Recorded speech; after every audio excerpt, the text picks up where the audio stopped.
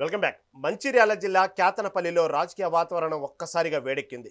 Municipal chairman ఎన్నిక సందర్భంగా మంత్రి వివేక్ వెంకటస్వామి కాన్వాయ్పై రాళ్ల దాడి చేసిన కేసులో మాజీ ఎమ్మెల్యే బాల్క సుమన్ను పోలీసులు అరెస్టు చేశారు. అరెస్టును అడ్డుకునేందుకు బీఆర్ఎస్ శ్రేణులు ఆయన నివాసం వద్ద పోలీసులతో తోపులాటకు దిగడంతో ఉద్రిక్తత నెలకొంది. నిబంధనల ప్రకారం నోటీసులు ఇచ్చిన అనంతరం పోలీసులు సుమన్ను అదుపులోకి తీసుకుని వైద్య పరీక్షల కోసం మంచిర్యాల ఆసుపత్రికి తరలించారు. కాగా ఈ ఘటనను బీఆర్ఎస్ నేతలు తీవ్రంగా ఖండిస్తున్నారు.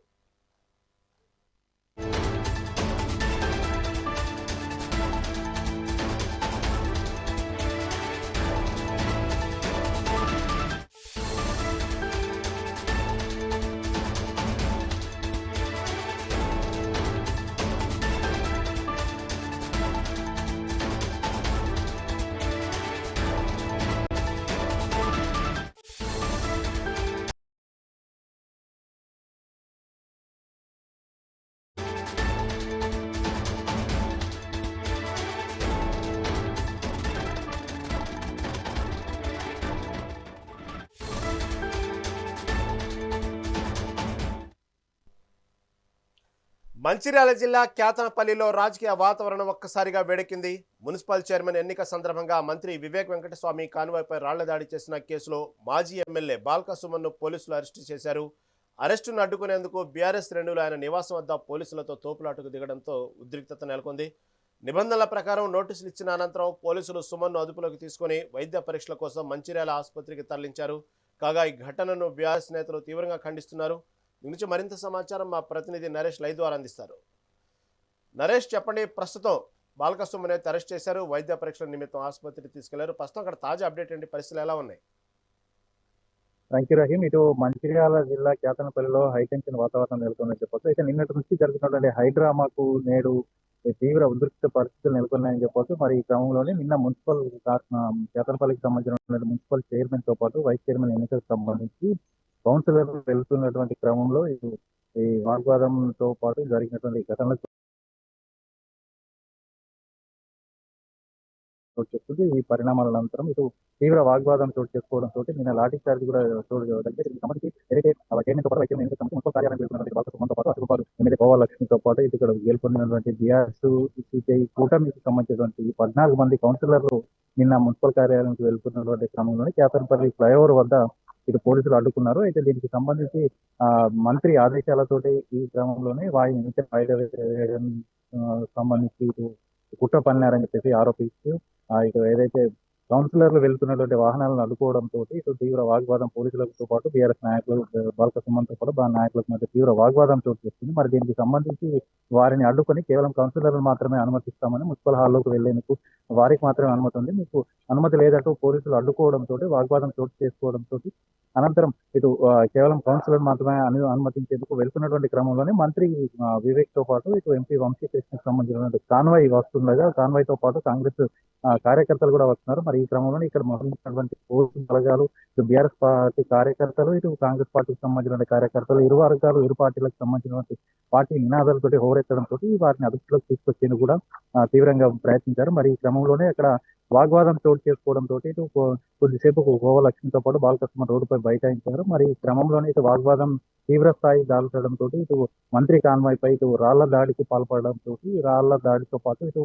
వారిని రాళ్ల దాడికి పాల్పడుతున్న క్రమంలో ఇక్కడ స్థానికంగా ఉన్నటువంటి అక్కడ బందోబస్తు నిర్వహిస్తున్నటువంటి ఏసీపీ వెంకటేశ్వర్ తో పాటు ఇక్కడ అతని గన్మెన్ తో పాటు మరో ఎస్ఐకి కూడా గాయాలయ్యాయి. దానికి సంబంధించి గన్మెన్ కు తల పగిలి తీవ్ర రక్తస్రావం కావడంతో అతను ఆసుపత్రికి తరలించారు. మరి ఈ క్రమంలోనే పరిస్థితిని అదుపులోకి తీసుకొచ్చేందుకు అక్కడ ఉన్నటువంటి బలగాలు తీవ్ర స్థాయిలో శ్రమించినప్పటికీ అదుపులోకి రాకపోవడంతో ఉన్నతాధికారుల ఆదేశాల మేరకు లాఠీ చార్జ్ చేయాల్సి వచ్చింది. మరి ఈ క్రమంలోనే ఇటు లాఠీ చార్జ్ లో పలువురి కార్యకర్తలకు ఇరు వర్గాలను చెదరగొట్టేందుకు లాఠీ చార్జ్ చేస్తున్న క్రమంలో గాయాలయ్యి మరి ఈ క్రమంలో ఇదే ఇటు వారిని మంత్రి కాన్వాయ్పై రాళ్ల దాడి ఘటన నేపథ్యంలో ఇటు బాల్క సుమన్ తో పాటు ముఖ్య నాయకులు బీఆర్ఎస్ నాయకులు ఎవరైతే ఉన్నారో మూల రాజరెడ్డితో పాటు ఇటు రాష్ట్ర నాయకులు గోగుల రవీందర్ రెడ్డి మరో ఇద్దరి ఇటు రాజా రమేష్ తో పాటు మరో ఇద్దరిపై కూడా కేసు నమోదు చేయడం అయితే విధులను ఆటంకం కలిగిస్తూ తమ విధులను నిర్వహిస్తున్నటువంటి క్రమంలో ఇక్కడ ఎస్ఎస్ఓ ఉన్నటువంటి గంగాధర్ తన విధులకు ఆటంకం కలిగిస్తున్నారని చెప్పేసి ఈ క్రమంలో ఇటు ఫిర్యాదు కూడా చేయడం జరిగింది. విధులకు ఆటంకం కలిగించడంతో పాటు తమ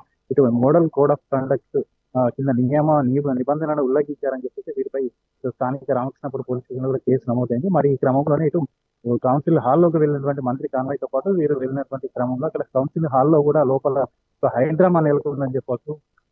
మంత్రి వివేక్ తో పాటు వంశీ కృష్ణ కూడా హాల్లో ఉండగానే కాంగ్రెస్ సంబంధించినటువంటి నాయకులు ఇటు కోరం ఉన్నటువంటి 14 మంది బీఆర్ఎస్ సిపిఐ కూటమికి సంబంధించినటువంటి ఎవరైతే కౌన్సిలర్ ఉన్నారో మహిళా కౌన్సిలర్లతో పాటు వేరే ఇతర కౌన్సిలర్లపై దాడికి పాల్పడ్డారని. అయితే ఈ క్రమంలోనే ఇటు కాంగ్రెస్ సంబంధించినటువంటి ఓ కౌన్సిలర్ ఇటు మహిళా కౌన్సిలర్లపై అఘాయిత్యానికి పాల్పడడం, ఇటు అసభ్యంగా ప్రవర్తించడంతో కన్నీరు మున్నీరుగా విలిపించారు. మరి ఆ క్రమంలో హాల్లో ఉన్నటువంటి మంత్రితో పాటు వంశీకృష్ణ ఎంపీగా ఉన్నటువంటి వంశీకృష్ణను వేడుకున్నా కూడా కనీసం చోద్యం చూస్తూ ఉన్నారే తప్ప తమను ఏమాత్రం అడ్డుకునే ప్రయత్నం చేయలేదు. అక్కడ ప్రత్యేక అధికారిగా ఉన్నటువంటి ఎంఆర్ఓ సతీష్ కూడా కేవలం ప్రేక్షక పాత్ర వహించాడు. అక్కడ పోలీసులను కూడా లోపలికి రానిలేదు. మీడియాకు కూడా అనుమతి లేకపోవడంతో అక్కడ లోపల జరుగుతున్నటువంటి ఘటన ఏదైతే ఉందో ఆ ఘటన కూడా సంబంధించినటువంటి వాస్తవ పరిస్థితులన్నిటి బయటకు తెలియకపోవడం, మీడియాకు అనుమతి లేకపోవడంతో అసలు వాస్తవ పరిస్థితుల దృష్ట్యా బయటికి రానటువంటి పరిస్థితుల్లో వారు తీవ్ర మనోవేదనకు గురై తీవ్ర మనస్తాపం చెందినటువంటి పరిస్థితి కనిపిస్తుంది. కన్నీరు మిన్నీరుగా విలపించినా కూడా తాము ప్రేక్షక పాత్ర వహించారే తప్ప కేవలం అడ్డుకోలేదు అని చెప్పేసి మంత్రి వివేక్ ఇటు ఎంపీ వంశీకృష్ణపై ఆగ్రహం వ్యక్తం చేశారు. మహిళా కౌన్సిలర్లు ఏవైతే ఉన్నారో వారికి కొద్దిసేపు చూసిన తర్వాత కోరం ఉన్నా కూడా ఎన్నిక నిర్వహించకుండా వారు ప్రమాణ స్వీకారానంతరం మంత్రి వివేక్ తోటి ఎంపీ తోటి వారి కాంగ్రెస్ సంబంధించిన కౌన్సిలర్ బయటకు వెళ్లిపోవడంతో వాయిదా వేస్తున్నట్టుగా ఇటు ప్రత్యేక అధికారి ప్రకటించారు. అయితే తమకు జరిగిన అన్యాయంపై వాళ్ళు నిరసన వ్యక్తం చేస్తూ నినాదాలు చేస్తూ 2 గంటల పైగా ఇటు కౌన్సిల్ హాల్ వద్దనే బైఠాయించి నినాదాలు చేశారు. తమ గోడును వెళ్ళబుచ్చుకునేందుకు కూడా అధికారులు పోలీసులు కూడా అడ్డుకోవడంతో తమ గోడులు వెళ్ళబుచ్చుకునేందుకు కూడా అవకాశం లేకుండా పోయిందని కన్నీరు మున్నీరుగా విలపించి మధ్యాహ్నం సాయంత్రం పూట ఇటు బీఆర్ఎస్ పార్టీ నాయకుడు జిల్లా అధ్యక్షుడు బాలకృష్ణ నివాసం వద్దకు ప్రెస్ మీట్ లో తమకు జరిగినటువంటి ఏదైతే హాల్లో జరిగినటువంటి దుశ్శాసన పర్వాన్ని ఆగ్రహం వ్యక్తం చేస్తూ ఇక ఒక కౌన్సిలర్ మద్యం సేవించి వచ్చి తమపై అఘాయిత్యానికి పాల్పడి దాన్ని తీవ్రంగా అసభ్యంగా ప్రవర్తించడం, మహిళలను చూడకుండా కూడా అసభ్యం ప్రవర్తించడంతో అయినా కూడా అక్కడ మంత్రి సమక్షంలో ఎంపీ సమక్షంలో జరిగినటువంటి ఘటనపై కనీసం అడ్డుకునే ప్రయత్నం కూడా చేయకపోవడం తీవ్ర మనవేదన కలిసివేసిందని చెప్పేసి కన్నీరు మున్నీరుగా విలపించారు. మరి ఈ క్రమంలో ఆగ్రహం వ్యక్తం చేస్తున్నటువంటి బాలకృష్ణ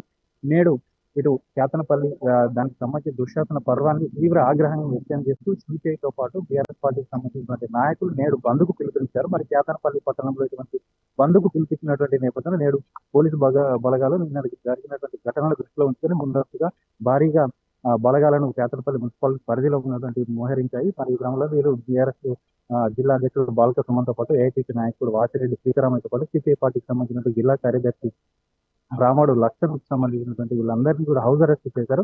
ఉదయం నుంచి హౌస్ అరెస్ట్ చేసి ఇటు పట్టణంలో ఎలాంటి అవాంఛనీయ సంఘటనలు చూస్తుంటే డీసీపీ మంచిర్యాల డీసీపీ భాస్కర్ ఆధ్వర్యంలో గట్టి బందోబస్తు చర్యలు కూడా ఏర్పాటు చేసి ప్రత్యేక బలగాలను మోహరించినటువంటి నేపథ్యంలో నేడు సాయంత్రం దానికి సంబంధించినటువంటి ఇటు ప్రెస్ మీట్ నిర్వహిస్తున్నటువంటి క్రమంలో నిన్న జరిగినటువంటి ఏదైతే విధులకు ఆటంకం కలిగించినటువంటి ఫిర్యాదు అందినటువంటి నేపథ్యంలో ఏదైతే ఎస్ఎస్ఓ గంగాధర్ ఇటు ఎన్నికల చైర్మన్ తో పాటు వైస్ చైర్మన్ ఎన్నికలకు సంబంధించినటువంటి బందోబస్తు విధుల్లో తమ విధులకు ఆటంకం కలిగించారని చెప్పేసి నిన్న సాయంత్రం వచ్చినటువంటి రామకృష్ణపురం పోలీస్ స్టేషన్ ఇచ్చినటువంటి ఫిర్యాదు మేరకు 6గురిపై కేసు నమోదు చేయడం జరిగింది. ఆ కేసులో భాగంగానే విచారణకు తీసుకెళ్లేందుకు డీసీపీ ఆధ్వర్యంలో ప్రత్యేక పోలీసులు బలగాలతోటి ఇక్కడికి బాలకృష్ణ నివాసం వద్దకు చేరుకోవడంతో అప్పటికే ఉన్నటువంటి అక్కడ కార్యకర్తలు బీఆర్ఎస్ కార్యకర్తలు భారీగా మోహరించారు. మరి ఇక్కడ ఇద్దరి మధ్య వాగ్వాదం చోటు చేసుకుని తాను రాను అని చెప్పేసి తన అక్రమ కేసులు బనాయించారు. అయితే మంత్రి వివేక్ ఆదేశాల మేరకే మాపై అక్రమ కేసులు బనాయించి ఇటు తమని